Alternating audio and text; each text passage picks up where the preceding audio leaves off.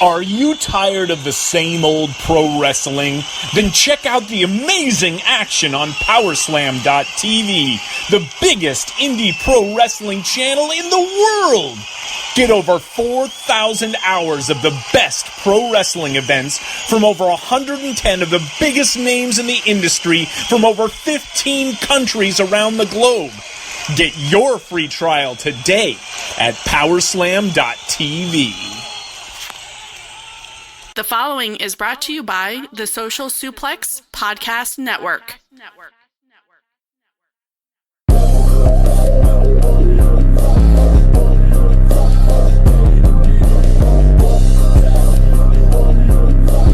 Don't you want to sound rich?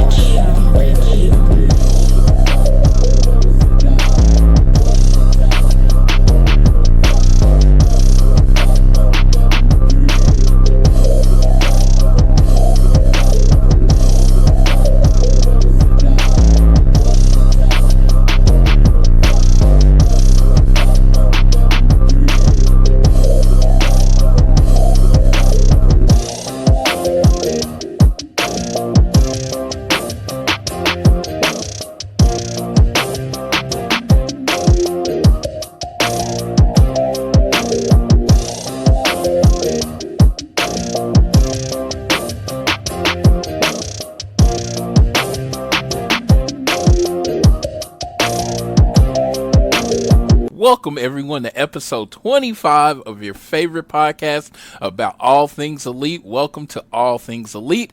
I am your host, Floyd Johnson, and with me today, as she is every other week, is my good friend and co-host Amy Oyler, or Amy O, as she likes to be called on the world. How are you doing, Amy? I'm doing wonderful. How are you, Floyd? I am great. This has been a good week. Yesterday, 3 weeks of being married. I know people probably get tired of talking about that, so I won't talk about it a whole bunch, but it's all good in the hood over here.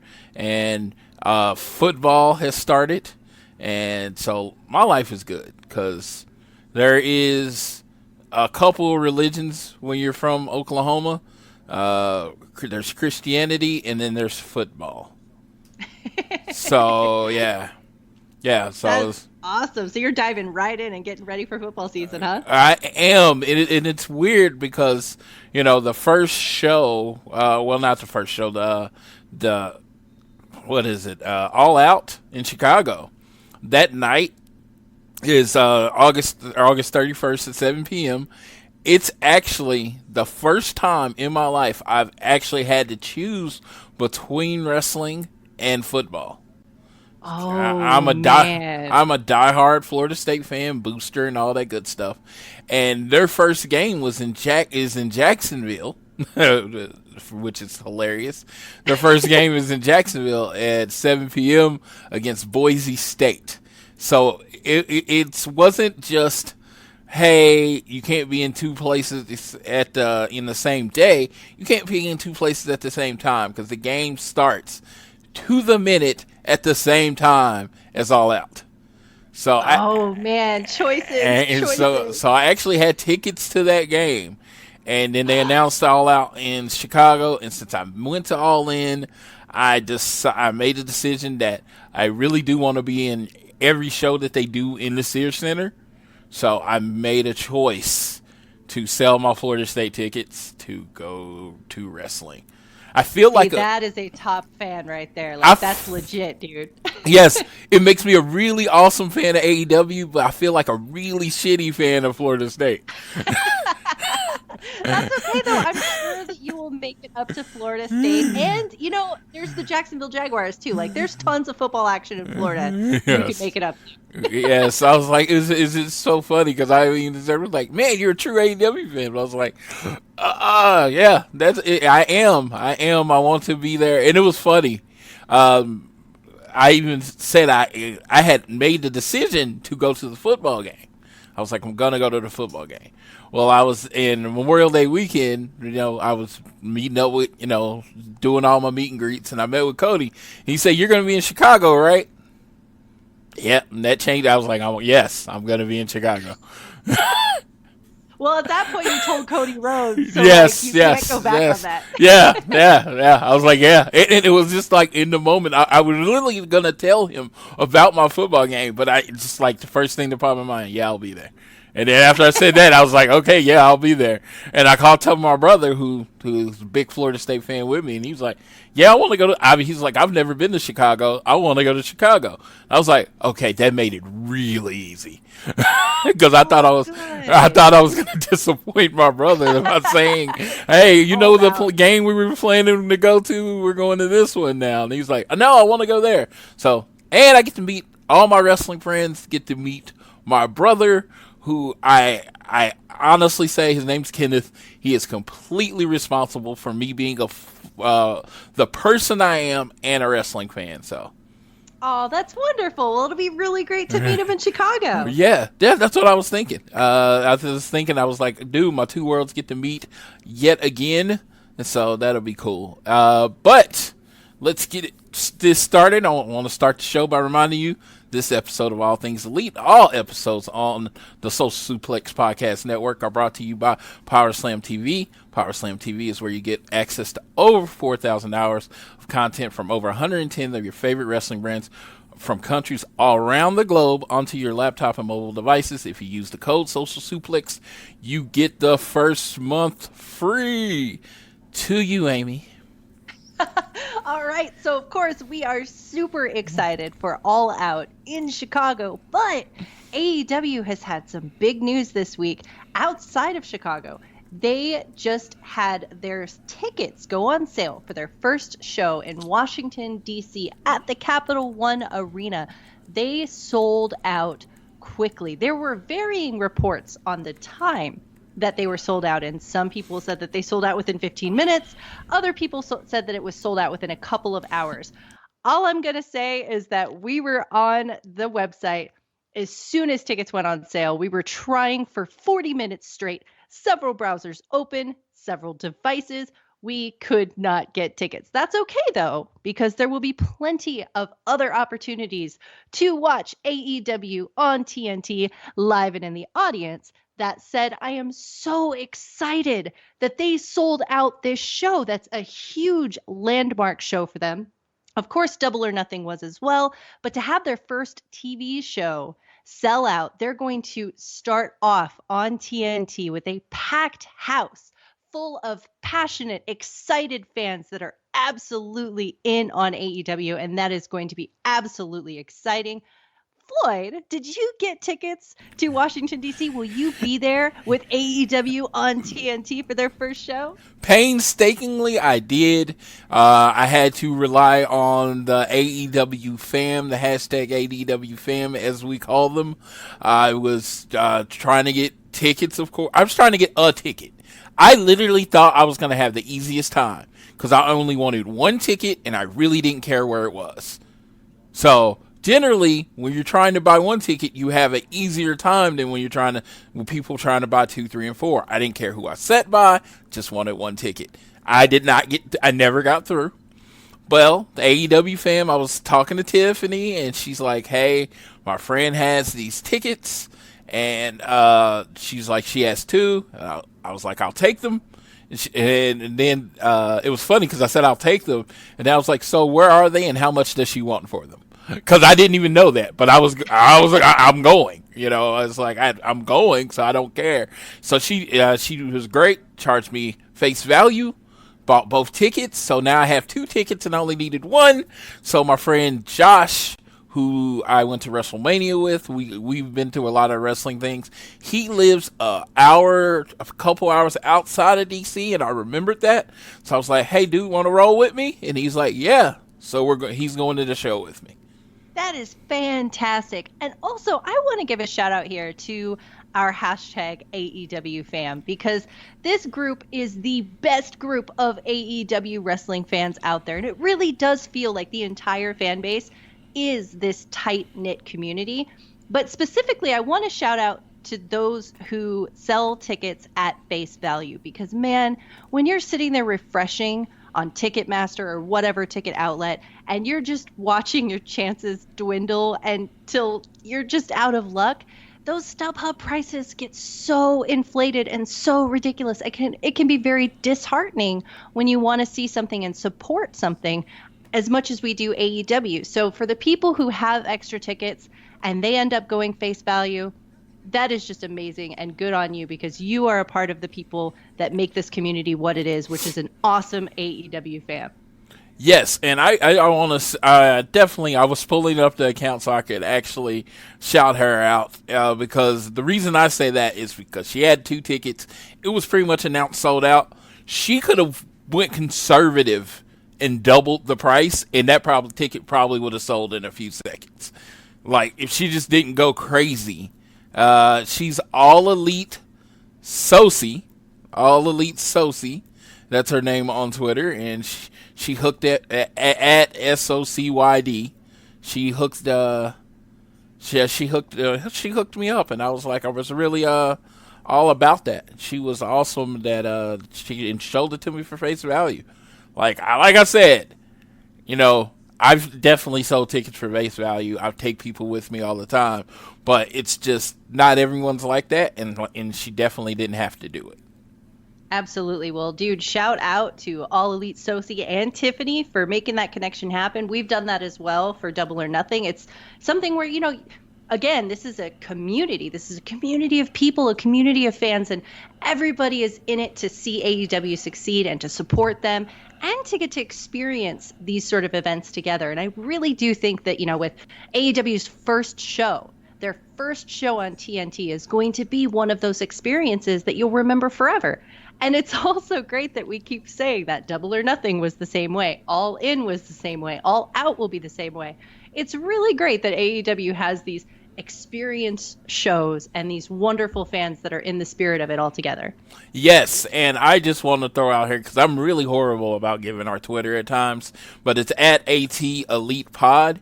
If you are selling tickets and you're selling them at face value, please tag at AT Elite Pod in them. I will then retweet it, share it, to get it out to as many people as possible. I will actually even tag other Elite podcasts out there, because this AEW fam is really tight, and I guarantee you, if you are trying to be fair and selling your stuff at face value, you will sell the ticket fairly quick, because all the tickets are hot. You know, the ticket is hot and it is fair. Just don't be trying to scam people through the page. That's all I have to say. Just don't do it. Oh, absolutely, dude. Just spread the love and be fair, and we will shout you out. And of course, spread the word, because we want people who love AEW in those seats, and this fam is awesome. Yes. That said, man, we've got more TNT tapings that were announced this week. So they have their first taping that's in Washington, D.C. at the Capital One Arena. And their second and third weeks are going to be at by the way, I don't know how to pronounce these arena names, so if I butcher them, my apologies. So we have October 2nd at the Agganis Arena in Boston, Massachusetts. And that's going to be October 2nd.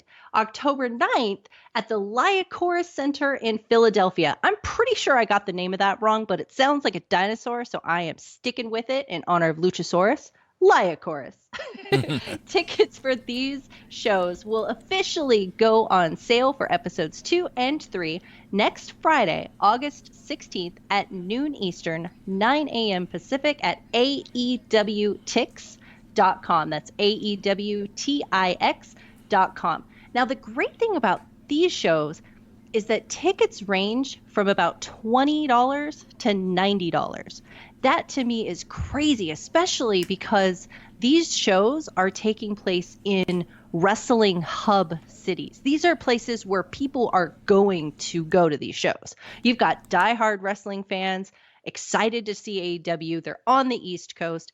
I feel like this is a really brilliant move on AEW's part, not only having their first tour be something on the East Coast in these wrestling active cities, but also in pricing their tickets at such affordable rates that people, no matter what seat you get, it's not going to be a bad seat. You're going to have a great time, and it's going to be affordable enough for you to go. Yes, I think the most important thing is not making money. I mean, they're going to try to make some money or whatever they can, but because of this new TV deal, they realize they have a 3-year deal. They have 3 years to make the show as popular and as exciting as possible, to try to get a good, a licensing rights deal, which is the goal. The reason I bring that up is because TV and wrestling is one of those things that it's just better when the crowd is amazing. So you can take an average show, put a hot crowd in front of it, and people will talk about it like it's a show of the year. If you ever go back and watch Attitude Era shows, some of the shows aren't very good, but because the fans react to everything, it seems amazing. Absolutely. Passionate fans make a passionate show.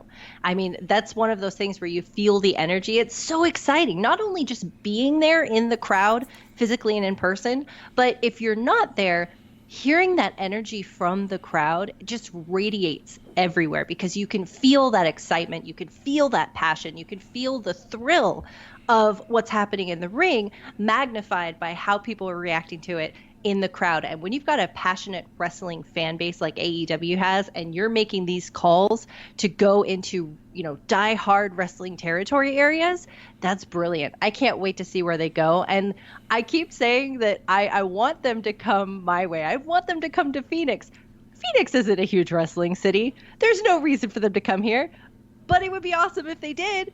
And if not, SoCal is not that far away. I will absolutely hop on a plane to go to LA or San Diego or wherever it is they go. I'm just excited to see where they stop in their first year. I love that they're going to be a touring show. I love that they're going to give fans all around the country an opportunity to see them.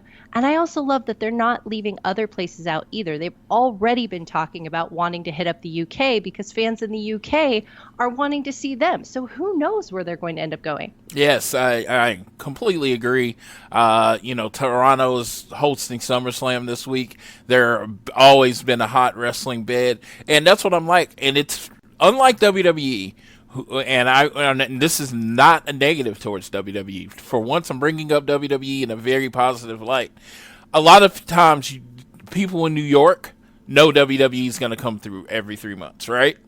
Right. So if he comes through in April and you can't go, they'll be back in July. You know what I mean? And that's it's great because WWE is that homegrown. It's Coke. It's coming back. Well, with the AEW. They're new to all of these markets, right?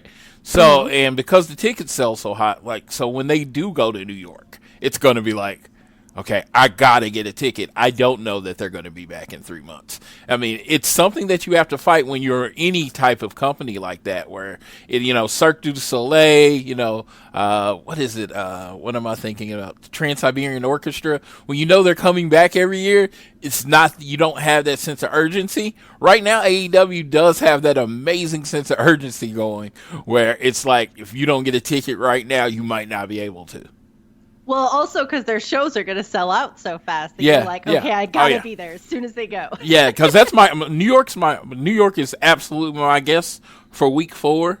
It is definitely my guess for week 4, and I think it'll sell out in minutes, like less than 30 minutes. I wonder, do you think that they might hit up Madison Square Garden? I think they're going to save that for a pay-per-view. Personally, that would make sense. Yeah, I think it might be Hammerstein Ballroom. That would be so great. Or something smaller like that. I mean, it'd be cool. It'd be cool if they did Madison Square Garden. But yeah, when they do Madison Square Garden, hopefully it's next year. I plan to be there. But I don't, like I said, the TV taping is the last time I'm really flying to anything. But if they come to the Midwest, I'm in Oklahoma, so if they come to the Midwest, they hit Dallas, Houston, Kansas City, St. Louis, anywhere I can get within 6 to 7 hours, that's what I'll go to. But yeah, I'm done for the year. I think so too. I think after All Out, unless something major pops up, and again, we've got the rest of the year, not factoring in Christmas because I think they're taking Christmas off. But regardless, there's a lot of opportunities to, see where they pop up and see what's in store. I guess I probably could have gone to Mexico, yes. But Mexico City is still a bit far. But speaking of Mexico, let's talk Triplemania. So Triplemania is AAA's WrestleMania. It's in Mexico City, and the crowd is just this insane, rowdy, hilarious, interactive, sometimes weird, rambunctious crowd. It has its high points, it's just a blast to watch. I'm not super familiar with AAA. I've watched 2 of their shows so far, and both of them were because, Cody was in them, and this one was because Kenny and the Bucks were in it. And so I was really excited to see them in Mexico in this sort of crowded in this different place. It was a lot of fun. There is a character on there called Big Mommy who has a partner who's called Hamburger Boy, and they're like in this love triangle with some lady named Lady Maria. It's crazy. It's fun. It's a lot of fun. I love that they have a mixed tag team championship. Yes. It's really cool. Yeah, I do love that. I did not get to watch the show. I'm going to be 100% transparent. All you hardcore wrestling fans that have to listen to this, I have got hit with this disease called wrestling fatigue. It happens around G1 time. You're trying to get ready for SummerSlam, so you're trying to make sure you watch all the WWE shows. You're trying to make sure you watch all the G1 shows, and then people are like, well, this really good show happened, and I'm just like, no, I'm gonna binge Veronica Mars. And then they're like, I was like, I just need something. I love all sorts of entertainment. I love wrestling, but wrestling is not the only form of entertainment I like. So it's like, I have TV shows I want to keep up with and stuff. And it's just like, sometimes you're like, I'm in it. This happened on one night of night 11 of G1. I seriously, on my computer screen, staring at it for an hour and a half. And I promise you, I couldn't tell you anything that happened. Yeah, G1 season is work, man. It is work to watch it all. Yes, so I actually had to I rewound it about an hour. I was like, okay, I used the word rewind, but I went back in the video, and then I watched it again, and I actually paid attention. But I was like, seriously, if you were someone 5 feet away from me and were looking at me, you would swear I was watching the G1. But I wasn't. I was just kind of zoned out staring at the screen, and stuff happened, and I was like, I don't know what happened on this show. And I went back and I was like, okay, that happened. I can't believe I missed that. So the fatigue hit me. If fatigue hits me, and it's funny because I'll be watching wrestling, I'll be bringing up old wrestling, watching all those things, and you think Floyd can't get tired of watching wrestling, and then it'll hit me hard. The wrestling fatigue will hit me hard, and that's what happened. So I will definitely watch Triplemania, and I will watch it probably when it's old and everyone knows what happens, because I definitely I try to watch all Cody's matches, period, so I will definitely watch Triplemania. It's not something that's going to happen in the next week or so, because as I say, I am wrestling fatigued. This is going to, even though it's not AEW, it's going to be a super busy wrestling weekend this weekend. Dude, we got the G1 Finals this weekend. G1 Finals, NXT TakeOver, SummerSlam, ROH's whatever Super Summer Showdown is on right now, I believe. So it's like, unfortunately, ROH has been the victim of this wrestling overload. I just don't really keep up with the product, and it's funny because I love Matt Taven. I really do. I dig his character and everything about him. Love Matt Taven, but generally not enough on the rest of the show to keep me watching. And like I say, I know we're here to talk about all things elite. Don't get me wrong. I'm not going to relay, but I'm just saying. July and August, since I became a New Japan fan, is like, it used to be my dead period, because it was like a month before college football started, and it was like this gap between shows that matter, And we were like, okay, Money in the Bank. You had this gap between Money in the Bank and SummerSlam, and there was nothing really on. Now it's like, good Lord, so much wrestling. So much wrestling. I will say that I'm right there with you. I love New Japan. And for me, all I've been watching is New Japan. Like, I know that SummerSlam is happening this weekend, and there's the beauty of the fact that there's so much wrestling in the world is that you get to pick and choose the stuff, especially when there's so much to watch that really makes you happy to watch it. And for me, that's New Japan right now, and AEW and NXT. But New Japan is so busy with the G1 right now. We're hitting up in the finals, and there is an Okada-Sonata match that I know was really good. It was really good. The tension builds up, and you're on the edge of your seat. It's awesome. I've missed that match. Last year, I missed Ishii and Goto, which was on everybody's list as being a top match of the year, and that was the one I missed. Sonata and Okada will be the one that I had missed this year. And I know that it kind of feels like a betrayal to say that. You know what? I'm okay with missing it. But, man, I've got the finals this weekend. I've still got to catch up on the rest of the last show. It's just treading water. Yes, and it's funny because they have so many of my favorite wrestlers. I've enjoyed all of Moxley's matches. I've enjoyed all of Ishii's matches. Juice is moving up slowly on my list. And that's the thing with New Japan. I have a hard time picking a favorite wrestler in New Japan because I love everyone. And it's like, it's so indecisive. Shingo Takagi is just like watching Magical Unicorn guy. I just like, he's just so tough looking. It was like one of those things. I believe everything he's doing. I could talk positive about literally everyone, including Yano, who I freaking love. And it's the greatest time ever, but it gets to you. You're like, I look forward to the Yano match to kind of break up the excellent match. It's like, yes. I don't know how many meat eaters we have out here, but you can have the best cut of steak ever. You don't want it every day, 3 times a day. Yes, exactly. The Yano matches are great. I will say, a great way to sort of talk about both AEW and the G1 is that last year, my favorite matches, a lot of them, were with Kenny Omega, because Kenny Omega, of course, as we've talked about, has this crazy varied style, this explosive energy. And for me this year, that's been Jon Moxley. Ishii is my personal MVP for the G1 because he can have a great match with anyone. But honestly, Jon Moxley is, to me, Kenny Omega in New Japan in this year's G1. He has had an incredible match with every single person on the roster. He has adapted his style to every single person on that roster. He has had a slugfest with Ishii. He had a slugfest with Goto. He had a Yano match with Yano.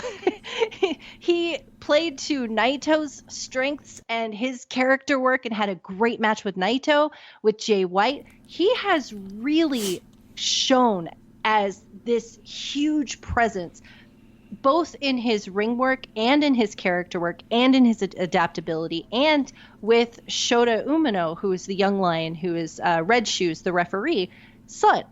It has been incredible watching Jon Moxley in New Japan, and I didn't know or expect that I would feel this excited and passionate about Dean Ambrose.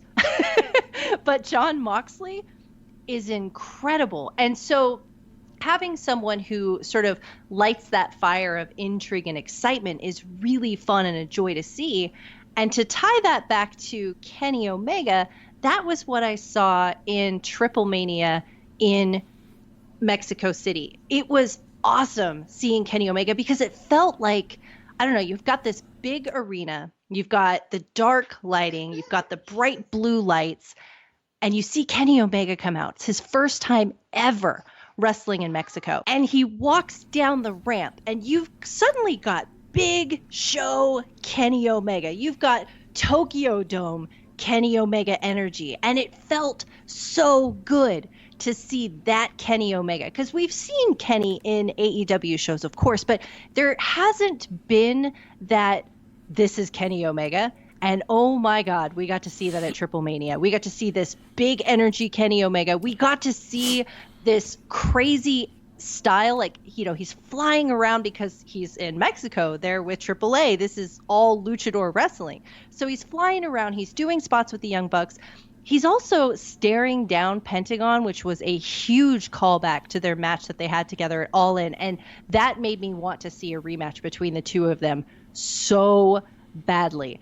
But they're actually setting up a match, I think, between him and Rey Fenix, because during this match, he ended up having an interaction with Rey Fenix where he tried to take his mask off. He actually got it off, put Rey Fenix's mask on himself before going back to try to bring Rey Fenix down before he got tackled by everyone else. That match was so good and so fun and so invigorating to see. If you go to watch the Triplemania match, you should absolutely watch, Triplemania itself. It was a lot of fun. Cody's match was a lot of fun. The main event was a lot of fun. But this match was my favorite, and I cannot wait to see more of Kenny Omega interacting with Rey Fenix and with Pentagon Jr. I need more of them in my life. Yes, I've actually, and it was funny because I actually heard varying reports on this. Of course, I knew to come to you because you see the world like I see the world through rainbow-colored glasses, and that works for me. I know a lot of people that are hardcore wrestling fans. A lot of people that do podcasts and work on Podcast Network have seen the Lucha Brothers and Young Bucks wrestle 175,000 times, apparently. I have not. It is not old to me. It is something I still enjoy. And to those people, I always say, it's like, maybe you watch too much wrestling, It's like, it's weird to say that. But like me, someone will tell me, like Kenny Omega and Rey Fenix, they had a great match at NEW, right? Northeast Wrestling. And everybody's like, man, it was like 5 stars. Go watch it. And I'm like, no. Why? They're both signed with AEW. I'll just wait till it's on AEW. Why would I go back? And I'm like, now it'll be new to me. It'll be fresh. I'll be excited. That's why you'll hear me say this. Like, even when I hear about a new wrestler, I won't run back and watch all their matches because I don't want to be tired of them before I see them. Well, so an argument in favor of this, if you had people going, all right, here's Jon Moxley. Dude, you got to go see his matches as Dean Ambrose. Yeah, they weren't very good. W matches apparently where he was Jon Moxley, but people adapt and people evolve, and I think that there's something to be said for watching and enjoying and appreciating something through new eyes. I mean, sure, it may not be the most seasoned wrestling fan credibility, but I watch wrestling because I want to enjoy it. I watch wrestling because I want to love it. I watch wrestling because I want to be completely blown away by the jaw-dropping action that's happening in front of me, whether that's in incredible feats of athleticism, whether that's in an emotionally compelling storyline, whether it's just in a character that looks cool as hell walking down the ramp. I want to be blown away in the experience of watching wrestling, and sometimes that just comes from seeing something for the first time, seeing Kenny Omega in Mexico for the first time, seeing Will Ospreay in the Best of the Super Junior finals or up against Okada, seeing these things through new eyes or fresh eyes and then just being blown away by it. I think that's awesome. And especially if you get to see that, through the lens of attending a show with AEW live, like if it's going to be at All Out or if it's going to be at AEW on TNT, or experiencing it vicariously through the thrill of the crowd. I think that's going to be awesome. I think it's a great way to look at it. Yes, because like I said, we are very much a fan podcast. We are fans that watch wrestling and then talk about it every week. And we talk about the Elite and we talk about the shows that we watch because we like them. And that's what I'm like. I'm not Dave Meltzer. I mean, I've watched wrestling a long time. Some people may consider me an expert, but I don't try to be that. I watch wrestling because I enjoy it. And I talk about wrestling because I enjoy it. If I don't enjoy wrestling anymore, I'm going to quit talking about it. So when you get on this, when you hear this show, you're not hearing super experts. You're just hearing passionate fans talk about something that they love. Absolutely. And maybe sometimes how it could be better, sometimes how it could be worse. But I will definitely geek out when I love something. So yeah, I've heard this match. Like I said, I've heard the scales on that 6-man tag. I've heard that it was complete crap. I heard it was like the greatest match ever. So it's like, I have never seen a match that included the Young Bucks and on their own. Like, just say the Young Bucks and anybody, I've always enjoyed their match. Kenny Omega and anybody, I've always enjoyed their match. Now you look at the other side, the Lucha Bros. Even if they're wrestling each other, I've always enjoyed their match. So it was hard for me to believe that this 6-man tag would have been something I didn't enjoy. Oh, it was so fun. I will say this, like, as far as rating it or comparing it, if I wanted to go and pull this match out of the situation that it occurred in and try to compare it with, say, the Golden Lovers versus the Young Bucks, you know, those are completely different matches and they're different contexts that were surrounding it. I really loved this match. I thought it was a perfect match to happen within AAA's Triplemania. I will say one of the things we were talking earlier about how a crowd makes a match. Mexico's crowds don't really care about the Elite like at all. So when Cody Rhodes comes out, for instance, we mark the hell out. We lose our minds. When Kenny Omega and the Young Bucks come out, we mark the hell out. We lose our minds. I was losing my mind just at the entrance on my living room on the couch. Mexico, quiet. They love their home team. They love their luchadors. Maybe they don't really care for these other dudes coming in and you know, encroaching on their territory. I don't know what the situation is because I've only just started watching AAA and I've only seen a couple of shows. So I'm not even going to pretend to understand the nuances or the cultural dynamics or whatever. But the crowd will have an impact on the match. If that's the case, the crowd wasn't that super into it. If this was a match that happened in the US, we would have all lost our minds. But that's okay. I loved this match. I loved the match in the situation that it occurred in. And, you know, if there are plenty of other people who will break it out of the box and compare it on a timeline of Young Bucks and Kenny Omega matches, I'm just going to say I loved the hell out of it. Yeah, I completely agree. I mean, not saying I loved it. I'm just saying I don't see myself not enjoying it. Just because, like I said, I will watch it. I will definitely watch it later. But a lot of stuff I'm referring to, I'm just talking about what other people have said about the match. But yeah. So that's pretty much all I can say about a match that I didn't see. That's absolutely fair. Well, I don't know what Dave Meltzer rated it, and I'm sure that, you know, there are lots of opinions on it, and that's great because the more people talking about wrestling and adding their flavor to it, the better. Yes. That's awesome. Yes, and I don't want to do everything I can to support AAA, especially when they have matches as a partner of AEW. It's going to be something I watch. I feel the same way about OWE. They have a couple shows in Toronto, and they're doing a couple shows this weekend. I have not watched those. I plan on watching them, but I'm going to have to wait until the wrestling stream of knowledge, the stream dies down a little bit. Like I said, in about a week, G1 will be over, and, you know, they'll have those empty nights, and I'll be like, okay, let's go watch Triplemania. And I'll probably tweet about it on AEW, on our All Elite page, and then I'll go back and watch the OWE, and I'll tweet about that. It's just, I want to give it a fair shot. If I don't feel like watching it and I watch it, it's not going to be good to me. Oh, absolutely. Hey, also, speaking of wrestling overload, I am super excited about this, so I'm just going to shout this out. This has nothing to do with AEW, by the way, but Glow, Gorgeous Ladies of Wrestling, Netflix's show about women's wrestling based on the Gorgeous Ladies of Wrestling that happened way back when, is premiering. Its season 3 should be out today. So as soon as we get done recording, I'm actually going to binge the heck out of that show in my wrestling overload because I love that show. So I know that we have Women of Wrestling. And actually, it does have something to do with AEW.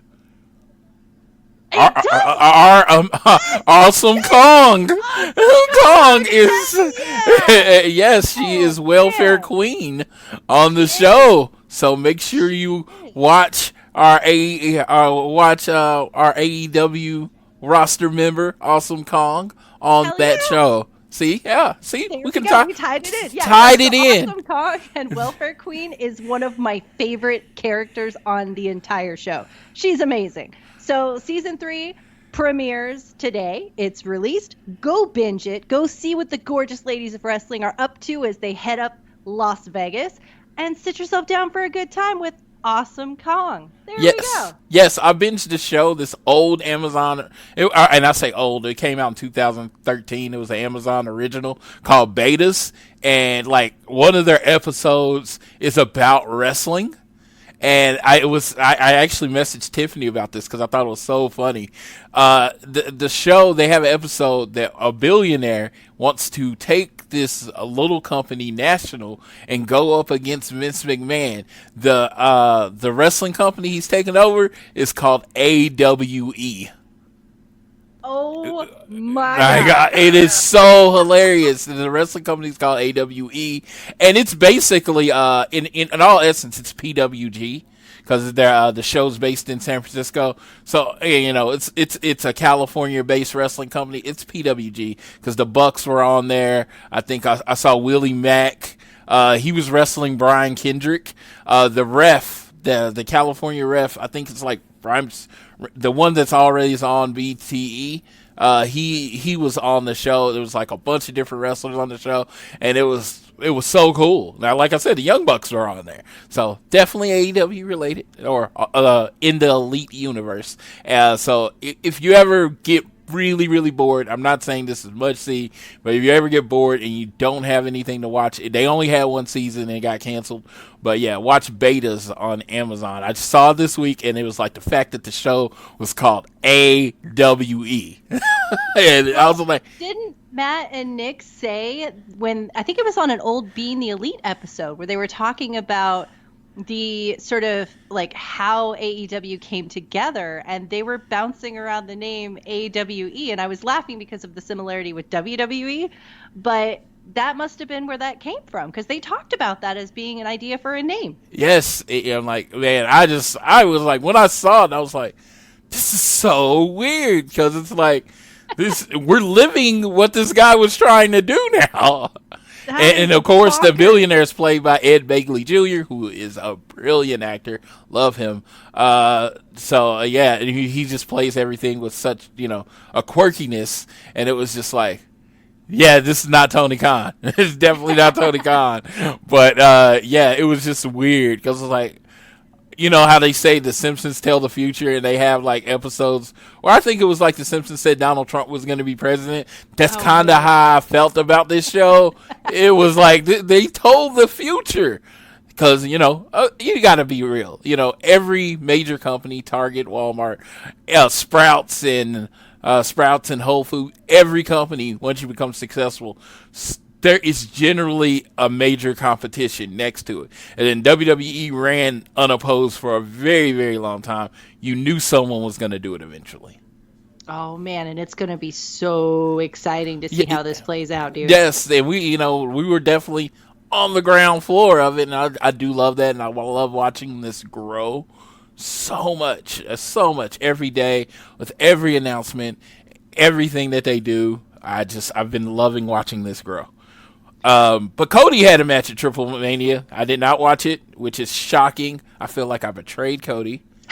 But he teamed, and it was funny. I heard this on another podcast, so I'm just gonna say they said Psycho Clown, Cody Rhodes, and Cain Velasquez is the most random select wrestler. Random. It's like you're playing a game, you just press random select because the three have nothing to do with each other. I mean, Psycho Clown is basically the Austin of Mexico. He's super over. And I guess they wrestled Los Mercenarios, Tejano Jr., Tars, and one of my favorite wrestlers in the world. I hope he is in AEW sooner rather than later, Killer Cross. I've actually tweeted that from our page. I am not what you would call a super everybody should come to AEW person. I'm really not. I'm very selective. But Killer Cross is Killer Cross. When he steps in the room, when you see him in person in a room full of people, your eyes go to him. He has his character down. He is imposing. He has that it factor that you can't teach. I think that this may be a closer possibility than people might realize. And we can talk about this more as we get to the Road to shows where we start talking about the announcements that Brandy's made. But I think that we're going to start seeing, especially, they're working with AAA, and I know obviously they're working with Impact, but they're, I think, free agents now. I know Scarlett is. I'm not sure if Killer Cross ended up with his contract situation being a free agent right now. But I want to say I heard that he did end up being a free agent. In any case, they do work in close proximity. They do have mutual interest. I think it's possible that we might be seeing them in AEW in one way or another in the next year. Yes, and I will be so excited about that. And he's a kind of a bigger dude, so and that's why I am not a big WWE everybody has to be 6'7" person or anything like that, even though I do enjoy a nice tall wrestler. But he does bring some size that I think that's lacking on the AEW roster right now. If I had For to, sure. Yeah, it's like, so he's about 6'3". I mean, between 6'2" and 6'4". He's a pretty tall dude, and honestly, being 6'2" is tall on this roster. You know what I mean? Yeah. I mean, like, being 6'2", I'm 6 foot, and I can show you. I pretty much have a picture with almost everybody on the roster. I'm taller than most people on the roster, so being 6'2", 6'3", you're going to look different. That's why Luchasaurus at 6'4", 6'5", just taller than everybody on there because, yeah, he's like 5 inches taller than most of the people. I think Cody's about 6'1.5" because he's just a little taller than me. So I think he'd be a welcome addition. Scarlett Bordeaux, I think she would be a different take that is not really represented in the women's division right now. So I guess it would be called I think her character would be called sex positive. Am I saying that right? Dude, I want to see Scarlett Bordeaux go up against someone like Brandy Rhodes and be quiet, 8, a 10 is talking or whatever. And Yes. I'm not calling Brandy Rhodes an 8. I'm just going off of Scarlett Bordeaux. Scarlett would call her a 5. Well, I couldn't go that low. I was like, dude, I can't do that. I'm sorry. But for real, seeing someone like Scarlett, I love her character. Because, on the surface, I feel like I should hate it because it goes for, every Attitude Era stereotype of women in wrestling. But the difference is that it's Scarlett's.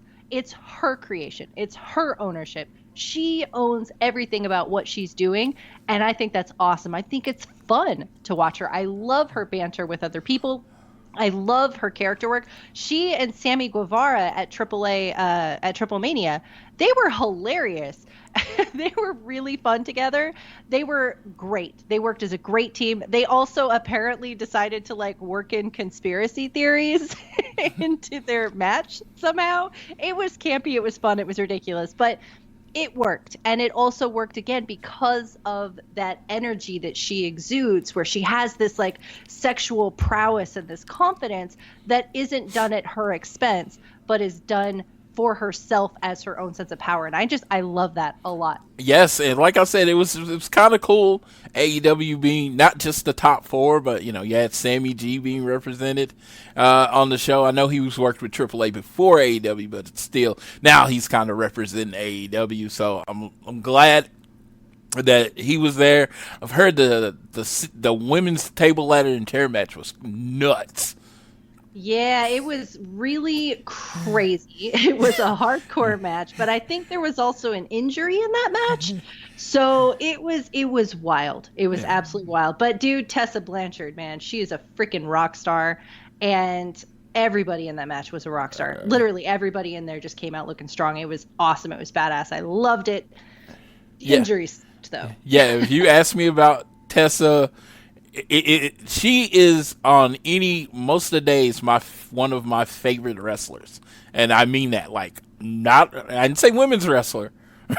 She's one of my favorite wrestlers, and it's there's certain type of wrestling I don't like, but when she's in it, I'll still watch it because I think she's just amazing. And I was I know she's with Impact, and I know she's doing her own thing, and I wish her the best. But if that ever doesn't work out, Like for me, I would immediately push her to the top spot of any women's division that I was running, because I think she'd be just amazing at it. Like, I wouldn't say she's on Cody level of me liking her, but she's damn near, she's close. She's close.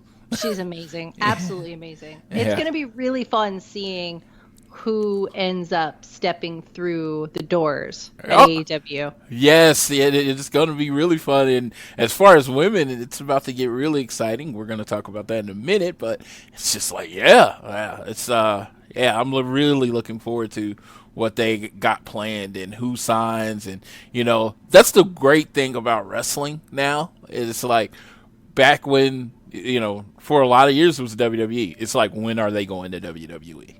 That was the only question, When are they going to WWE? When is this person going to sign with WWE? And it was like, okay, once they left WWE, it was like, where are they going to go? Are they going to ROH, New Japan, or are they going to work? Because they all eventually working to get back to WWE. That's how it works. Now you have a new final destination. And I'm saying, again, for wrestlers, that's great on both sides. I'm not saying one prefer one over the other, but now it's going to get intrigued when you see a new wrestler that you haven't heard of that, hits the streets and gets really big. They actually have a decision to make now. They do. It's like, because, generally when you go to WWE, they're going to be like, you got to go spend a year or whatever in NXT. It's like, in NXT, all intents and purposes are the minor league of WWE. Or you can come and be on the main roster of AEW, who's also national, who's also travels, who also has a major TV deal. You know what I mean? It's just like they're actually on par now. Absolutely, and it's exciting. Yeah, it's super exciting. It's like free agency, and if for anybody that watches shoot sports out there, so anybody watches shoot sports, there's free agency is in Major League Baseball and football. It's really exciting time of the year. It's when nothing's going on in the sport. It's still exciting. Now you have that with wrestling. When there's shows not going on, you still have that excitement of people going back and forth to the companies. Because, eventually AEW is going to lose somebody to WWE. It goes without saying.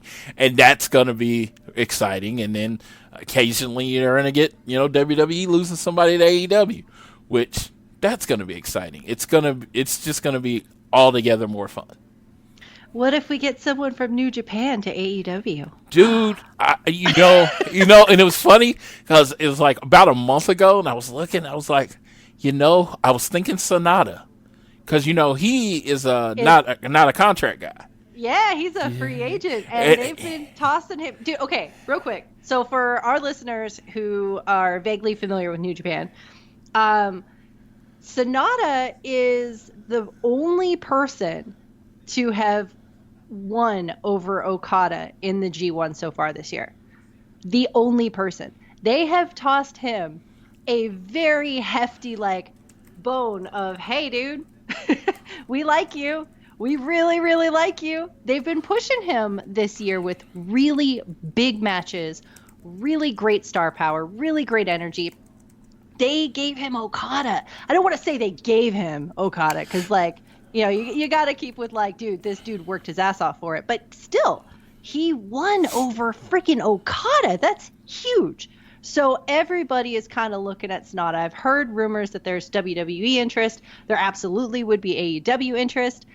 All I know is it's going to be interesting to see where these chess pieces move in the wrestling world of who goes where and where they come from. That's going to be really fun. Yeah, because it's like I was going to say before the tournament, Sonata's always that B level. He's not in the 4 or 5. It's Okada, Tanahashi. Yeah. I know some of you might not know these names. I apologize. But it's Okada, Tanahashi, White, who am I thinking? Naito and Ibushi. Those are the 5. And it's just like, he's not really breaking into that 5. So I'm like, well, you could be the featured top Japanese wrestler in AEW. It was like one of those people, you have those questions with your friends. If you could take somebody from each company, who would you take? And it's like, you can't take the top guy, of course. That's always the rule. You can't take Okada. I was like, but it would be so fun. Yeah, so I was like, you can't take Okada. Okada's not going anywhere. Who else would you take? And I was thinking Naito, I was thinking Ibushi, and I'm like, they're both a little, Ibushi's, even though he looks young and he's one of the best wrestlers in the world, they're a little older. I was like, I would take Sonata because I'm like, he's still fairly young, and and a lot of people don't know a lot about him. And the whole monk character he plays, very shy, doesn't talk a lot. I think they could get it over. It would be something extremely different in America. It would be. That's been my only gripe with Sonata, and I say that knowing that sounds super entitled to be like, my only gripe about you as your character is that it is so quiet. He is a blank slate, and the one thing that I really love about Sonata matches is that when he cares and shows up, that dude delivers incredible matches. He's had incredible matches with Ishii, with Okada. Really just delivered these standout, amazing matches. Even Yano. Last year's match with Yano is one of my favorite matches in the entire G1. But that is only really predicated on whether he decides to care. If he doesn't decide to care, then he does sort of embody this kind of tranquilo, give or take kind of thing. And for me as a fan, if somebody is using that as their gimmick, if they don't care, it makes it hard for me to care. Even though I love his look, I love his skill, I love his outfit, I love everything except for when he forgets to shave that beard. But, as far as character work, it would be interesting to see if that could go over in an AEW setting, especially because it would be a contrast to so many other colorful characters that they do have. Yeah, I think the only thing he needs to do in New Japan is lose it one time. Like, he lose and he just snaps on someone. Yeah, just one time, just to fire. Yeah, just to show you he can, and then that would be the thing. Everybody would be waiting on him to snap, and I just think that would add a dimension to his character. But I didn't get it at first, but I've always liked his look. I've always liked the blonde hair and the mask that he comes out with. I've always loved the look. But it was just like, then when Kevin Kelly explained the character, and he was like, that he's just quiet, reserved, and I'm like, okay, not every person has to be over the top, and I started really recognizing the subtleties in his character. Yeah, and he also doesn't show all of his cards. Yeah. He keeps them close to his chest, and that's a great thing. So yeah, you don't know what pisses him off. You don't know what, gets him going. I was like, I get it, and I enjoy it. But, so Sonata's, like I've always said, he's the one guy from New Japan that if you said, hey, you can't have Okada, who else would you take? I would take him. Lately, it's been Lance Archer because he's had an amazing tournament. And I was like, well, he's American-based, He doesn't have to work with us all the time.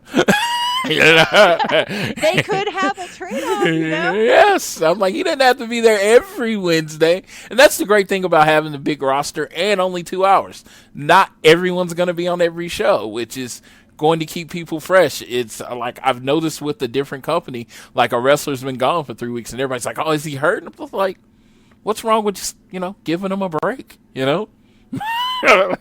Go away a month, come back, kind of revamp your character.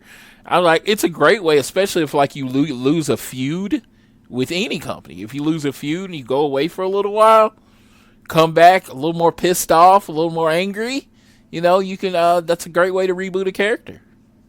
Absolutely, man. Absolutely. Because you get that refresh and that recharge, and then you're ready to go. And the fans do, too.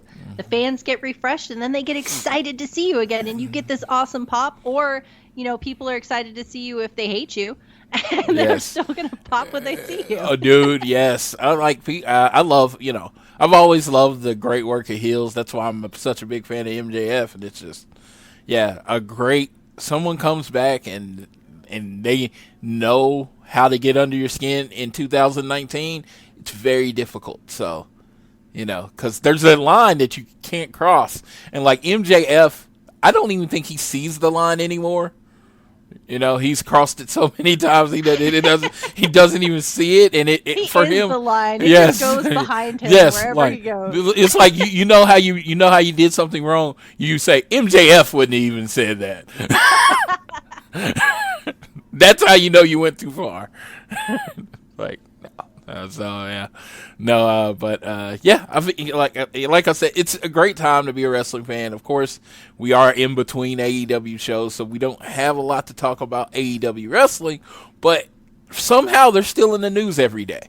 Isn't that crazy? Absolutely. They're always making waves and casting news and stuff. But, dude, we've got some awesome news that dropped this week. We've got great announcements that were made with their Road to was it Road to All Out show? I think it was the Road to All Out yes, show. That's where the big so news came from. Yes. And then, of course, they were throwing things back with being the elite. So, dude, Floyd, I know that you watched all these. I know you took awesome notes. And I know that you're going to refresh all of our memories on what happened, what went down, being the elite as they threw back. Because this was one of my favorite episodes of Being the Elite in a while. It was really fun. When we talk about being refreshed and not seeing someone for a while, it felt like with this episode of Being the Elite that it was a good friend that we hadn't seen in a while, and it was great to see this style of episode come back. Yes, very much so. When I first discovered the Elite, or Being the Elite, the show, when Cody was in the Bullet Club, I went back and watched some of the old episodes, and this definitely caught that type of tone. So we get the Bucks and Kenny, and they are talking about this is the first time that the original Elite is together, just all alone. And I was like, did they forget Brandon Cutler was recording this? No, I'm just kidding.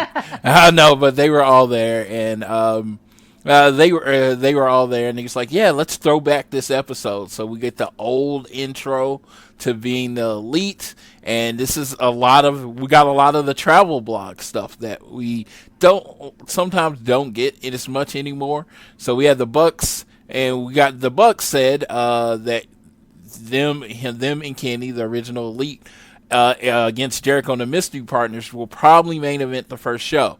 Now, I will have thoughts on that after I get through talking about this. Then they visit Kenny in his room after they get the wrong room. That luckily they didn't knock on the wrong room. They ordered a bunch of room service. They kind of sped through as he was ordering all the room service because the person didn't understand that he just wanted Matt just wanted a grilled chicken sandwich. Then he ordered 8 Diet Cokes at like midnight. So. I guess they planned on staying up. That's how the Bucks party. They don't drink, but they'll go crazy on some Diet Cokes. They had what was it? It was like a cooked pepper. It was a chili Rihanna, wrapped in puff pastry, and they were like, "Oh my God, this food." But they were very honest that they were like, "We don't try new food." Because you don't know. Yes, if you are people that if you know this, if you have like some of the people I know, kind of wonky digestive system. Yeah. You try not to try new foods because especially when you're traveling. Yes, because you never know what the situation could be again for digestive things. I live very close to Mexico, so I'm very familiar with Mexican food. And so I was just laughing. I'm like, chili Rihanna. Yes. So, I was like, I get free food at work. They buy us lunch because I work so many hours. And they buy us lunch. And so one time someone was like, hey, you want to try this curry? And I was like, I've never had it. So I don't think it's something I should have in the middle of the day of work when you want me to be productive. Yeah. I should probably stick with stuff I'm used to. No. That's fair. Yeah. It's like, so they showed up at Triplemania. They're all very impressed with the setup. They say they travel a lot. Sometimes they're in kind of rinky-dink places. So the lighting and the setup for Triplemania, they knew it was going to be a big deal, but they didn't know how big a deal it was going to be. Then they flash forward to in the ring. They do a kind of a skit about how much they wanted. I didn't know if this was referencing to something. I tried to look it up online. I did not try very hard, so I didn't know what they were referencing. They were just talking about how much they wanted, and then they would use very, like Kenny Omega said, he wanted it so bad, he wanted to be here so bad that he left his garage door up and just left. I'm like, hey. Most garage door openers are just pushing a button. I don't really understand it. And then Matt said he wants it so much that he got his UPS delivery notice, and he didn't even check for the package because he wanted to be there so much. And Nick was like, he's like, I miss my family. And he was like, what, your family? What? And he was like, how much do you want it? Nick's like, I'm going to show you how much I want it. Then he does a diving crossbody from the top ropes onto Kenny and Nick. And they, of course, did the I want more of that. And Kenny, in his overacting and his overselling, the only reason I noticed it is there's a New Japan podcast that I happen to listen to, and that's one of the guy's biggest complaints about Kenny is that he oversells. And I was like, it was just a little bit of that right then, which was actually in this setting was very funny. Then for me, I have to remind you that I am an African American man from Oklahoma. Something I saw really weird on the third viewing of the show. So they give Cody Mexican candy. I know you saw this, right? Mm-hmm, yeah. All right. So he takes a bite. Now, that's good. He doesn't end up liking it. Then he gives it to Kenny. And Kenny immediately takes a bite off the same candy. In my growing up, that don't happen. I was wondering if anybody else was like, wait, dude, really? Yeah. Just going to share this? Yes, right, and they just shared it. So in my family, we don't share food like that between family members. You have to get your own. See, we do. But, like, I mean, that piece of candy is so tiny. Yes, like, yes. Did they only have one? Yes. And then Kenny tries it, and then he hands it back to Cody, and he tries it again. And I'm just like, man, y'all are a lot closer than I thought.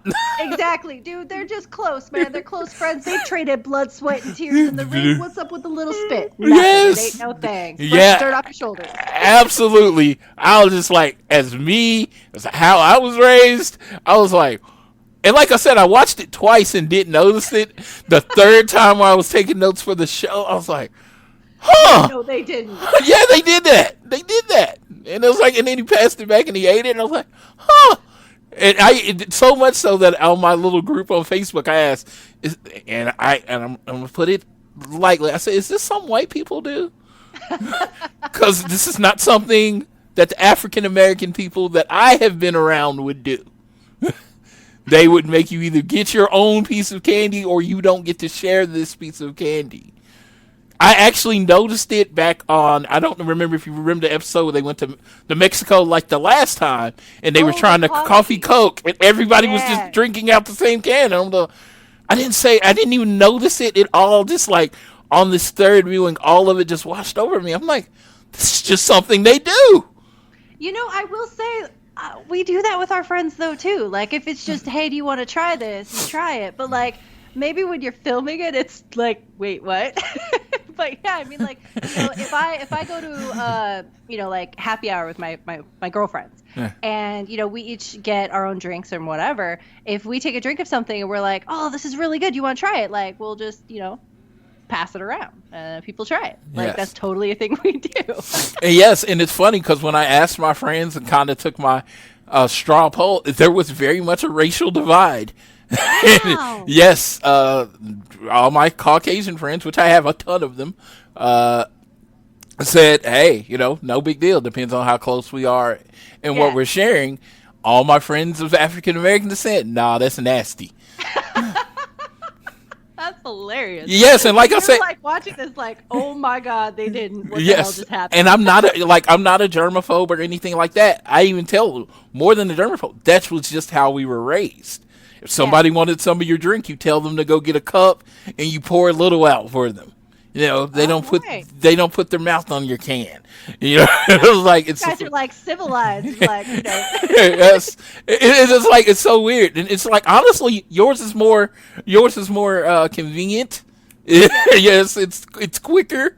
You just take a sip and it's crazy, but it's just like if let's say my friend came over the house and he had a can and he gave it to me in front of my parents and I took a sip out of that, there would have been something said loudly.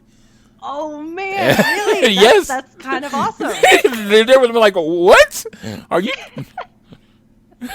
Why are you doing this? Why is that?" So no, I mean, I digress because that was my only but it was just like, oh my God, that's how you get to know a little bit more about Floyd. If you are of African American or descent and you disagree with this, I would love for you to hit up at AT Elite Pod, because it's not that I'm saying they don't, I just don't know anyone that does. So it might just be the African Americans in Oklahoma. I don't know. It might be somewhere else. It might be different. Everybody has their own things. Dude, I kind of feel like we need to just run a straight poll on this. I really wanted to, just but in general, dude, do you do this? Yeah, do you do this? Yes, no, and then chime in the comments if you're comfortable. Dude, does your black family do they share stuff like this? Hey, white people, do you guys share this? Yes, but like I say, it seems like an overwhelming consensus of white people are fine with it. It just depends on how well you know the person. I'm just like, I guess. Right. Yeah, I don't know. Like I said, it's just like let me tell you, that's original content. You're probably not going to hear that brought up on any other Elite podcast. I'm just saying. That was fun. I got to say, that was real fun. Yes. And then they show Bucks and Kenny going to the ring and highlights from the match. Looks like Nick got pinned by Pentagon. They are in the room. Flash forward to in the room. Obviously, looks like it was before the show. They are celebrating the sellout, and they tease what cities they're going to do next. The way they did it is that they bleeped out and barred out what they did, and then they announced the cities the next day, which we've already talked about, are Boston and Philadelphia, respectively. But that was kind of a cool way to get more people to watch. You get your initial Monday, they get about 200,000 people watching it. Then those same 200,000 people tuned in Tuesday to see what cities they announced. Or like me, told Tiffany hey, would you tweet that out? Because I'm going to be asleep. I'm not going to get up at 11 a.m. to see this. But yes, that was Being Elite. It was a very fun episode. It was 26 minutes. So it was a lot longer than the normal episode, which was the theme this week, because the next show, The Road to All Out Episode 4, let me tell you, this was probably my favorite Road to show. And it's funny because it didn't feature Cody, which is weird. Generally, that would make it grade down, but this was probably my favorite Road to show as far as content and what they decide to feature. We got Alex Marvez in the AEW Control Center. They showed highlights from Triplemania. Cody's team with Clay Velasquez and Psycho Clown were victorious over... Yeah, we talked about that already. And then they showed the Lucha Bros and Laredo Kid. But let's get to the meat of the show. That was highlights, the meat of the show. Our Queen Brandy Rhodes, the First Lady of AEW, she announced that how they're going to decide one of the contenders for the AEW's women's title match on the first night, on October 2nd, on first night of TV, is going to be they're bringing back the Casino Battle Royale. So, to determine that contender, she noted there is not 21 women signed to AEW, so anyone could show up. So they'll bring in some outsiders, which was really cool. The first person they announced was Till Piper. She is the daughter of Roddy Piper. She actually started wrestling a little later in life. From the information I see, no one's really seen her work. I don't think this is her first match, but she will be there. And she got her card from the dealer, which is Jake the Snake Roberts.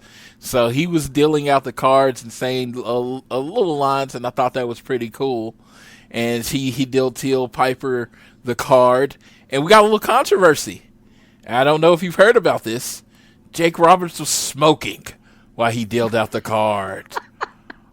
Wait, was there controversy? Yes, like literally. Dude, it's a Vegas casino. It's Jake the Snake Roberts. Like he's stealing blackjack cards. Literally, people were like tweeting out, "You gotta smoke it." Like, people are gonna think that's cool, and I'm just like, okay, hold on. Dude, Joey Janela smokes. John Moxley. Sorry. Was smoking. Okay, so I don't. Where do we live in? Do we still live in? I remember in the 80s, in the 70s and 60s, if you saw people in movies smoking that made kids want to smoke. But pretty much people know what smoking does to you now, right? Yeah. Yeah, I mean, it's widely known how bad it is. So whether Jake the Snake Roberts smokes or not, whoever is going to smoke, whether he does it or not, it's not his influence at this point. Exactly. Besides, like, you're talking about, if you're worried about the children, you're talking about an old dude smoking. Yes. To the kids. You know, like, no. It was just crazy because I was like, I was like, maybe I'm naive. I don't think we live in the world anymore where people copy what they see on TV. There's so much stuff. You would die if you tried to copy what most people did on TV. You know what I mean? And it's just like, I don't know. It's like I saw a pile driver on TV, so I pile drive my brother or something. I remember that. That was something in the 80s and 90s. You know what I mean? But I mean, it still happens. That's why we got people licking ice cream. But the difference is that people are going to be looking at the dude, people on YouTube, not the people who are old dudes dealing cards in a casino. Yes, he's dealing out a card. It was done for effect. It is a show. Awesome. Dude, it was Jake the Snake freaking Roberts. And Jake the Snake Roberts, grizzled old veteran. He looked cool to a sense, but he didn't make me want to go light up. He looked awesome. Yes. It was so cool. It was so cool. Yes. Dude, yes. I just want to say this. Like, I know you're in the middle of talking about this, and I'm sorry to go on a tangent, but dude, how freaking awesome was it seeing Jake the Snake Roberts? This is what we're supposed to do. The Road to Show, dealing out cards for the women's casino battle royale. Dude, giving the rub, man. It's just like I have to say, I don't say AEW does everything better, but their use of the veterans and the legends of wrestling is just second to none. You know what I mean? Huh? I whispered. I was like, it's better. Yes, it's second to none. I'll say it. I mean, I'm like, Tully Blanchard's, you're telling me that no other company, and like I'm saying, I'm calling out every other company, could have brought Tully Blanchard in as a manager?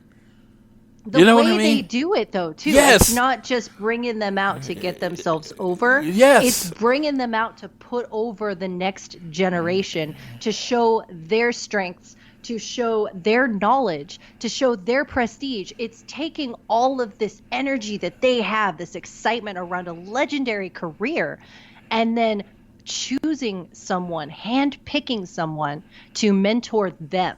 That is the way that you use this legendary talent as you put over a new generation. They're not coming out there lacing up their boots and then going to, steamroll the roster.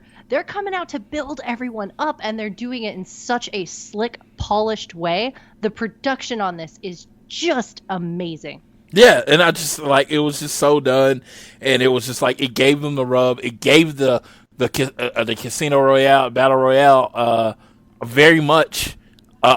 It made it kind of cool. You know what I mean? A lot of people didn't like the first one.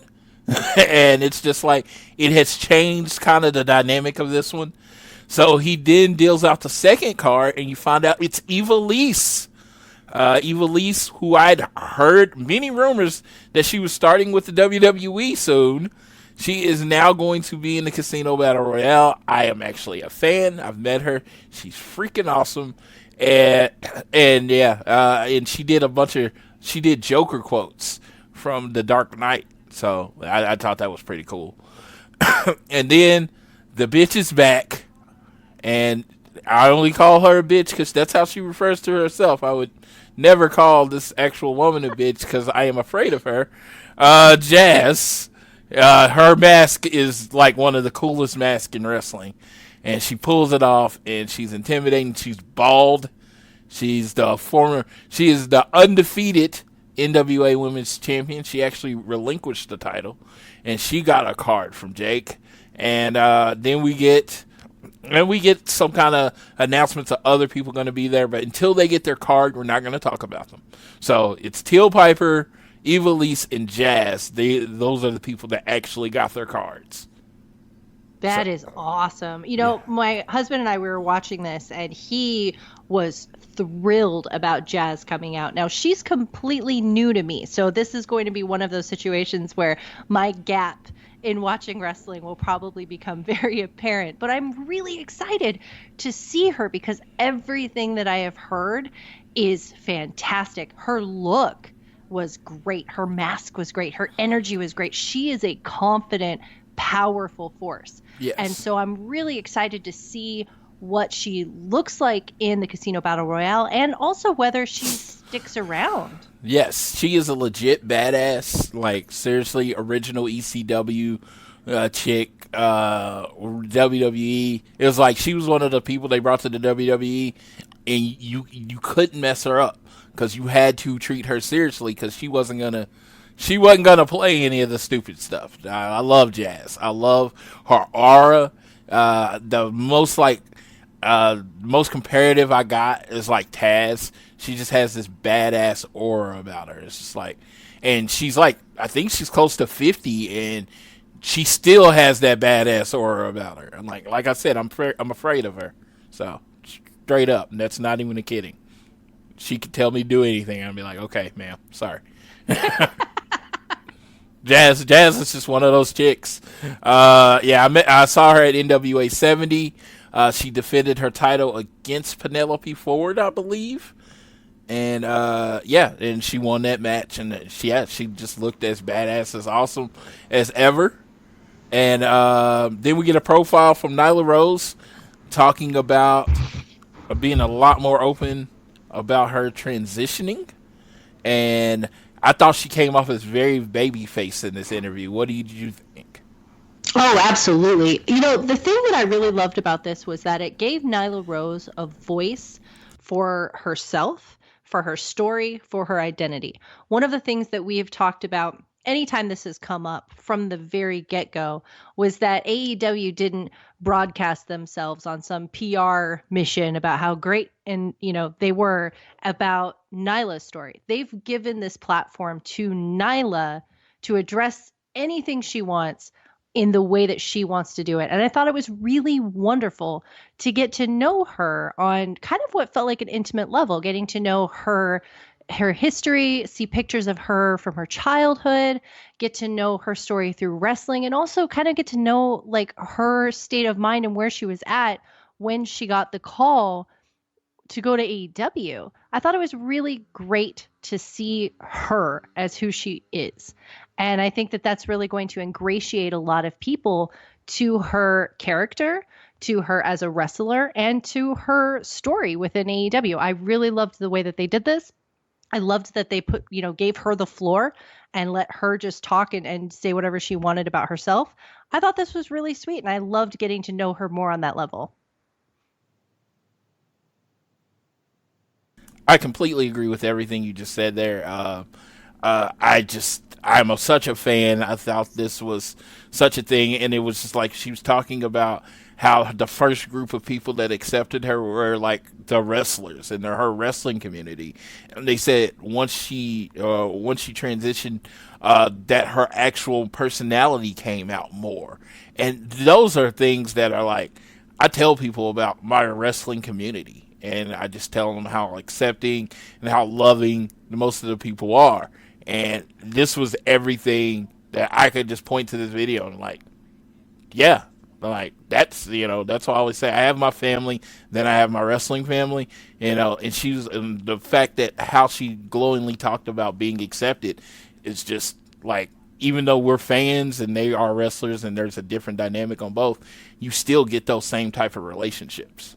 Oh, absolutely. And I think that she was right to point out that, you wouldn't necessarily think that it would be the wrestlers, the people who are very macho, the people who are, they beef themselves up. You'd think it's the epitome of masculinity, and they're out there beating each other up. You wouldn't expect the that the wrestlers would be the people who would be so open and welcoming. But if you think about the tight-knit community that they have, there's not a lot of people who know and get and understand their experience. And I imagine that there's a lot of solidarity that's based on hard work and ethic, and work ethic and passion.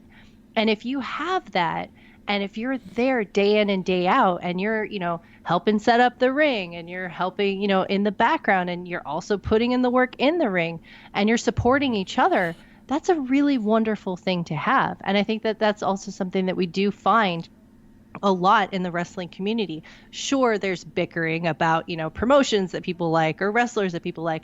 And sure, there's bickering about 5 stars or 7 stars or 1 billion stars or negative stars. But at the core of it all, we are all here watching this thing that we love, supporting these people that we relate to because they're working against whatever odds they face. And they're succeeding in spite of the barriers that they have, no matter what they may be. And I think everyone can relate to that. And I think everyone unifies on those core strengths that they have together. Yes, absolutely. Like I said, it's just, to me, it's like when I started going to Mania and all that stuff and meeting my friends and made them from all around the world, it's just something that I don't think there can equate to. It's like I have football friends and stuff, and it's just different with wrestling. I don't know why. I'm not saying we are the greatest, tightest knit community ever, but I'm just saying it is unique, and to see someone on the wrestling side of it experience that same type of feeling is kind of awesome to me. Oh, absolutely. And we got a great fan base. We're fun. We hang out, we support each other, we become friends, then we meet each other. It's like we've known each other for years. It's great. Yes, it's absolutely great. Like I said, it's going to be cool to introduce everyone to my brother because, again, he's the one that started me on this wrestling journey at birth. Like I said, I don't remember not watching wrestling, and that's because of him. Yeah, so I'd be cool to introduce my family to my other family. So that'll be Yes.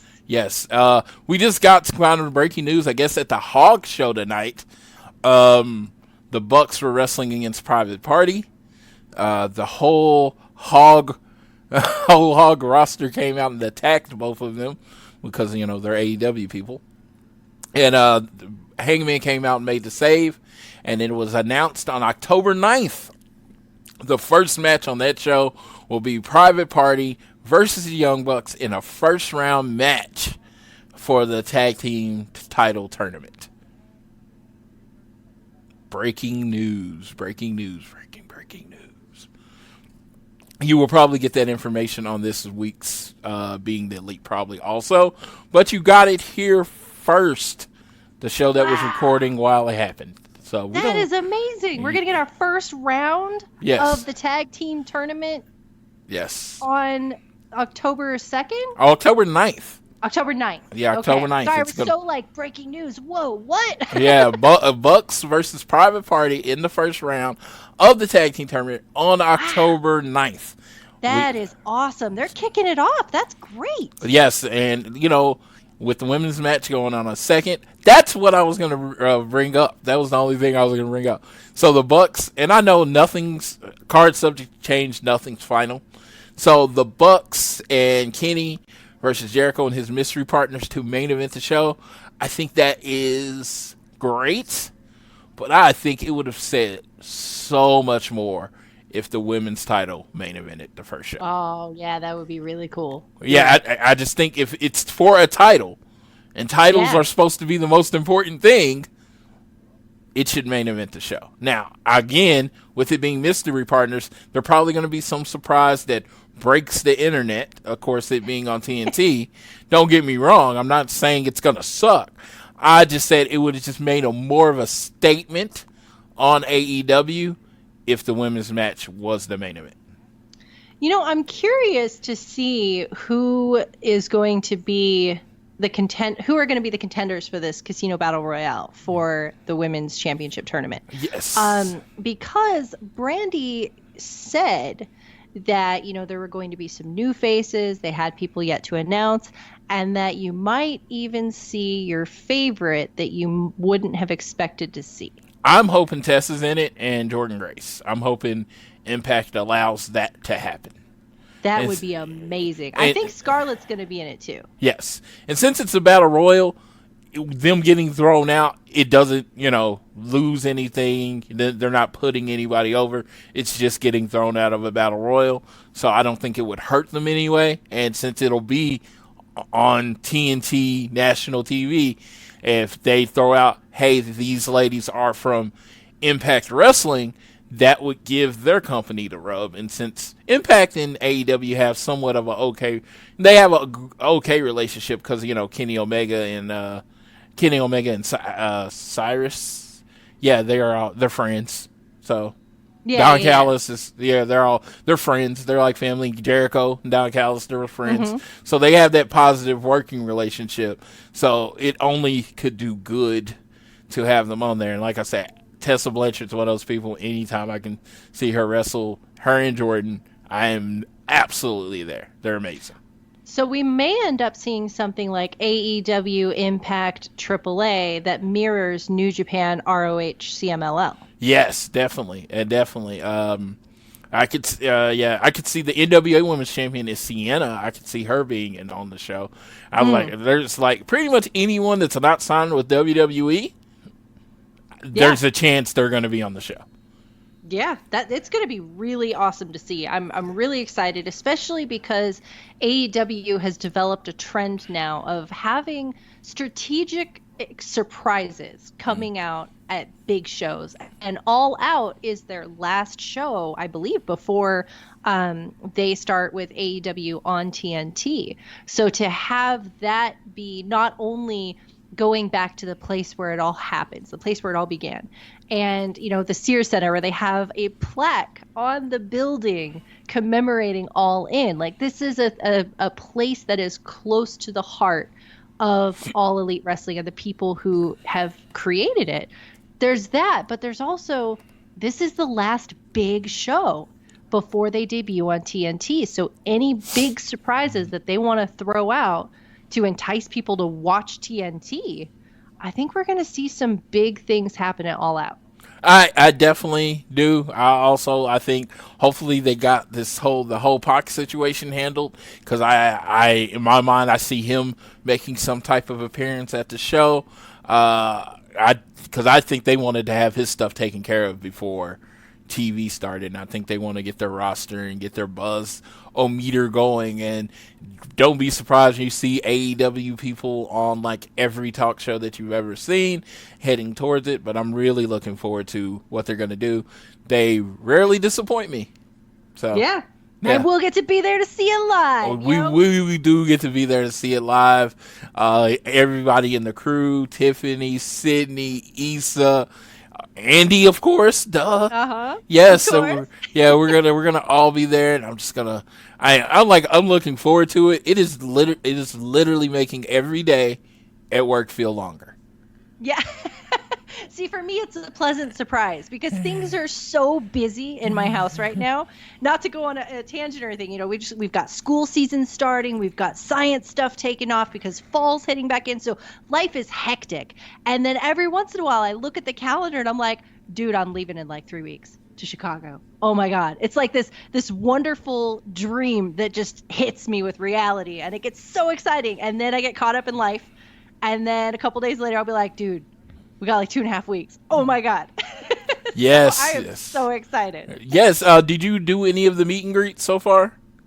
No, I haven't. Although I did find out that Lance Archer is going to be at the, oh my gosh, I've forgotten the promotion's name. The promotion that he's wrestling with that weekend will have a table at StarCast. I presume that it will be at the Collector's Corner, if they have something similar to that. Mm-hmm. So I definitely want to hit that up. I would love to hit up Luchasaurus and Jungle Boy And, I really want to see what's available. So I guess I need to go to the website because I'm not a meet and greet person. I don't usually do them. But this time, especially after doing StarCast last time and seeing what was available, I really want to do that this time. So I think as soon as I hop off of here, I'm going to go onto StarCast website, see what they have available still, and then keep my eye out for any more announcements. Well, the next time you're on, because that's pretty much next time you're on will be the 23rd. It will be the week before the show. So we will do a full whatever information we have as far as I think the card will be done.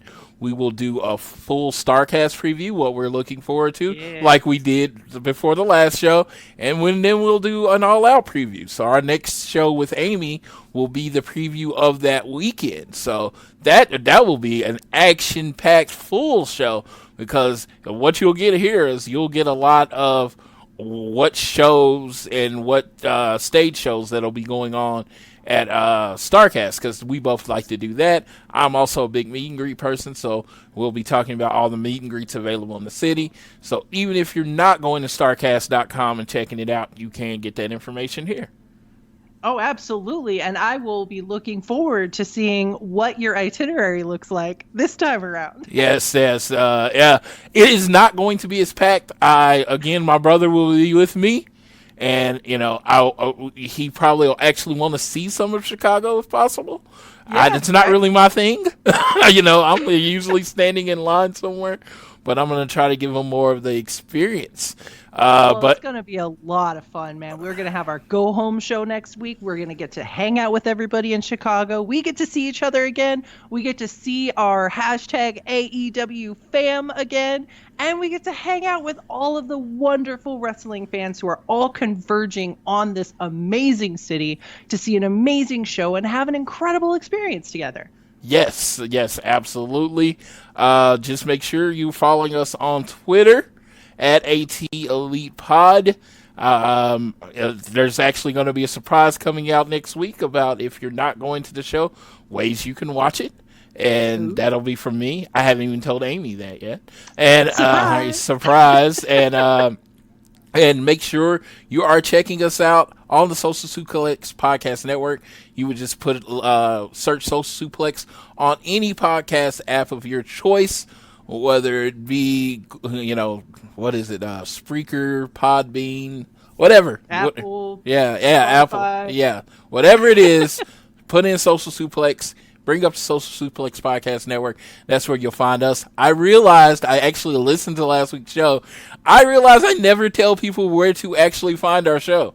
So, Social Suplex, look that up on your podcasting platforms. Also, check out some of the other wonderful podcasts that are on and available through Social Suplex, because they have a great network for everything from New Japan to WWE to NXT, of course, AEW. We've got writers, we've got content creators. It's a whole great crew of awesome wrestling stuff.